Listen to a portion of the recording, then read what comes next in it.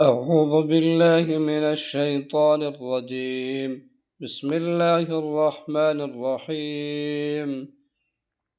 سبحان الذي أسرى بعبده ليلا من المسجد الحرام إلى المسجد الأقصى الذي باركنا حوله لنريه من آياتنا إنه هو السميع البصير. وآتينا موسى الكتاب وجعلناه هدى لبني إسرائيل ألا تتخذوا من دوني وكيلا ذرية من حملنا مع نوح إنه كان عبدا شكورا.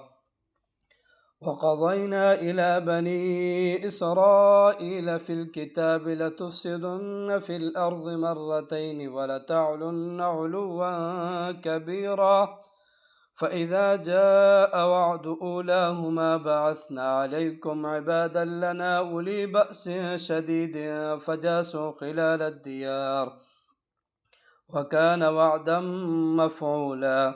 ثم رددنا لكم الكرة عليهم وأمددناكم بأموال وبنين وجعلناكم أكثر نفيرا. إن أحسنتم أحسنتم لأنفسكم وإن أسأتم فلها.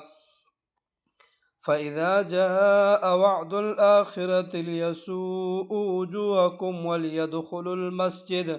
وليدخلوا المسجد كما دخلوه أول مرة وليتبروا ما علوا تتبيرا. عسى ربكم أن يرحمكم وإن عدتم عدنا وجعلنا جهنم للكافرين حصيرا. إن هذا القرآن يهدي للذي هي أقوم ويبشر المؤمنين الذين يعملون الصالحات أن لهم أجرا كبيرا وأن الذين لا يؤمنون بالآخرة أعتدنا لهم عذابا أليما.